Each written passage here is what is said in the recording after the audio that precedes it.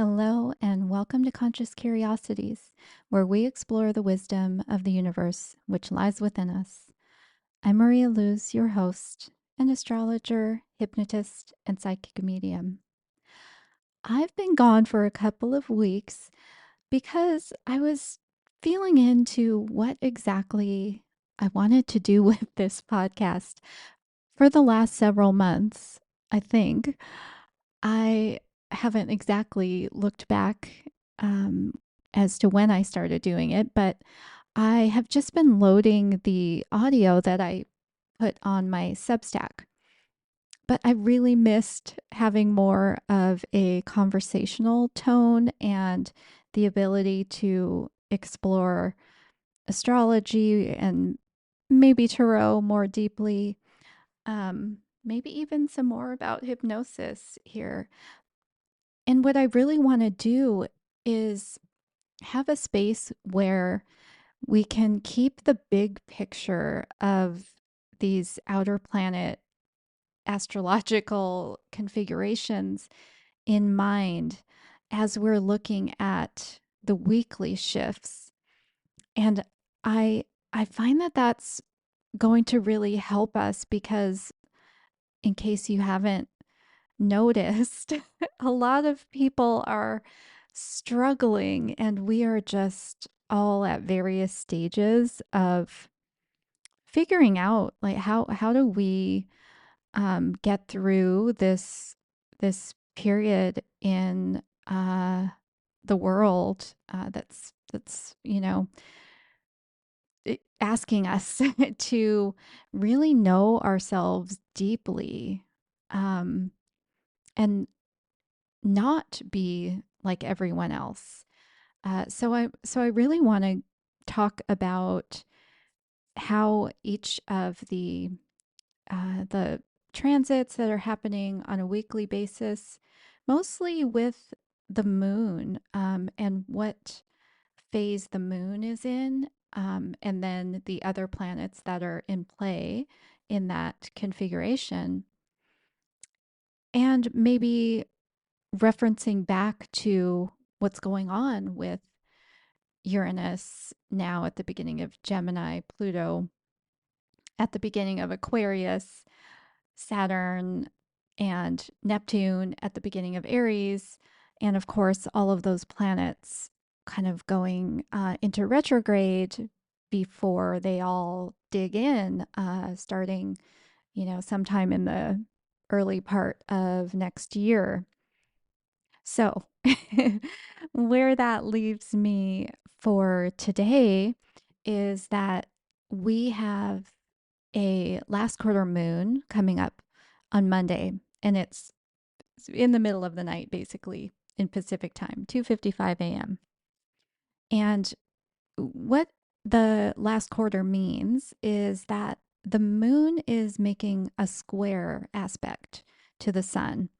So if you remember from maybe listening to this podcast before, when I've done episodes on aspects, a square is a tense aspect. And so there are two major squares when we talk about the lunar phases, and they are the first quarter when the moon is separating from the sun and making this square. And then there's the last quarter when the moon is on its way back to join the sun for the new moon, and it's making another last square. And so that energy is is one of uh, feeling that, okay, we've seen what we're dealing with at the full moon. We've had that illumination of maybe something inside of us that we weren't aware of. And now we are able to make some shifts to maybe how we've been managing ourselves. And it might also be a feeling of, well, I'm not going to get the fairy tale outcome. So what can I salvage here? And it can also be a time where there could be some theatrics because it's the kind of closing, the closing scene. And uh there's a book that I picked up recently. Uh, it's not a new book by any means, but it's from Stephen Forrest, who I've quoted so many times in my work, and I have most of his books, but I didn't have this one, and it's The Book of the Moon. And yeah, I highly recommend it. And some of the things he says about the last quarter moon, I'll just give some keywords. Um, there's a sense of autumn about it. He writes of the sweetness of good things that must surely pass, necessary endings, acceptance of imperfection, flawed wisdom, hard won. There can be stubbornness here or great conviction. So we'll keep those concepts in our mind as we're thinking about this moon. And I wrote a bit about it in my Substack because I did want to highlight this Cancer energy that we have. And Cancer, in my opinion, is is quite misunderstood, and it was brought to light because I was shopping in the little crystal shop next door to the apothecary where I do readings now, and I was I was looking for something for my youngest, because it's his birthday actually today as I record this, and I was telling the shop owner, "Oh, he's a Libra sun, but he's also a Cancer rising and Cancer moon." And she was just kind of joking about like, "Oh yeah, cancers, they have that crabby thing going on." And and I know I've also seen all the when I used to actually be on social media, which is now more than a year ago since I've been on any of those things. But I remember people would send me memes of like, super crybaby or sensitive cancers. Um, but I see such power in the Cancer archetype because they have such emotional fluency. And in the same way that I see Scorpio as having this psychological X-ray vision, Cancer has that emotional X-ray vision. So I see that, they see the emotional truth um, when people don't see it themselves.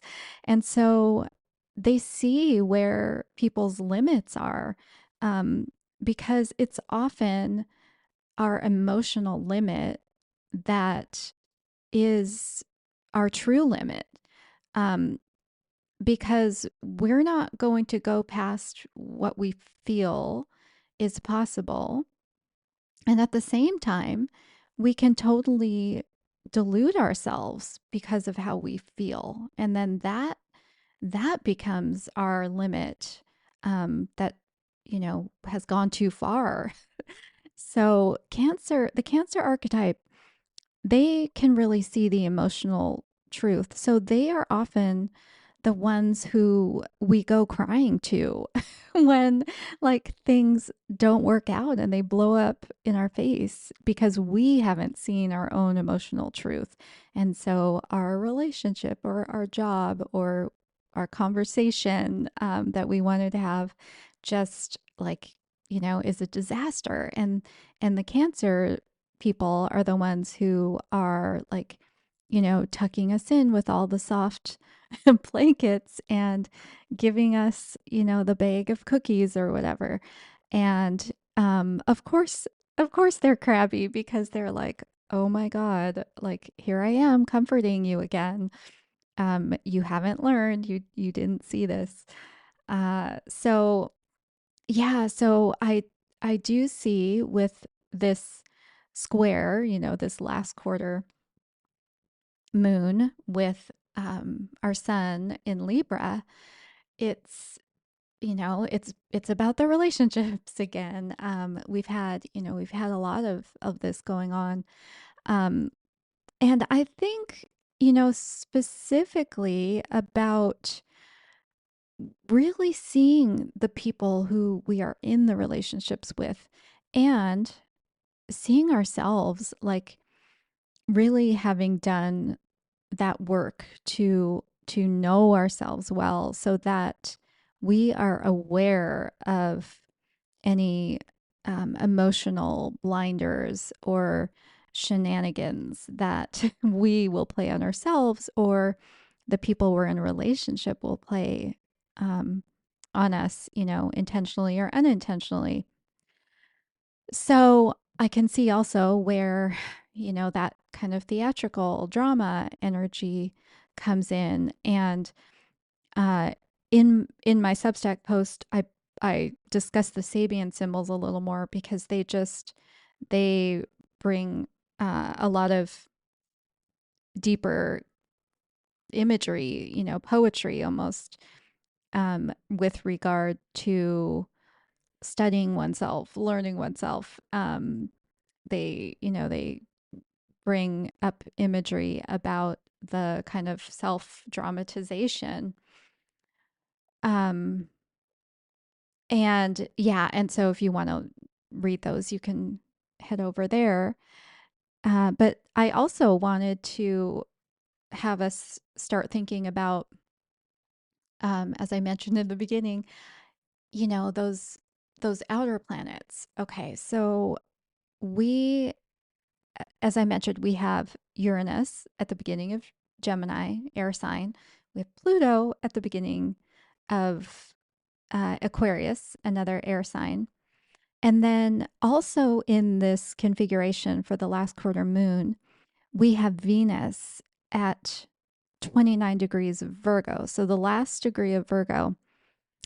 However, this makes what's called a grand trine with Pluto and Gemini. Even though those signs are air signs, Venus is almost at the beginning of the air sign Libra. So by math, uh, Venus is making a grand trine, even though it's not in an air sign, which typically a grand trine would be, they would all three be in the same sign. Um, if you were maybe looking at the most powerful time of that grand trine. However, I think this, even though it's not an exact grand trine, I could still feel this energy coming up because, in the air signs, and again, these outer planets, Uranus and Pluto, they move so slowly. They're going to be in those signs for years and decades. And that air energy is so much in the mental, in our heads, in how we communicate, in technology. Um, and so I feel this Venus at the very end of Virgo being a reminder of, Virgo is about doing the work, about service. It is the practical steps, the organization, and Venus again rules Libra and where that sun is, and relationships. And so I can see how when we look at the big picture, there's just going to be so much of this battle for the mental things, battle for attention, for belief, that's going on, that's going to happen, that's already, been happening. Um, and so I feel this is a reminder that, hey, do the work on yourself, and that will give you some grounding from which you can endure or make your own conclusions, your own sense of what's going on in the world around you. And I find that to be just such a valuable lesson, um, because uh, as we're seeing, for most of us, at least, in North America, where I am, we're not physically in a war. Unfortunately, so many people are, um, and they're in danger. However, there's still a war going on. It's just in that air um, energy of the mental, the beliefs, the attention. And it's really important that we know this, um, so that we can decide, how do we want this to go down? How do we want this to play out?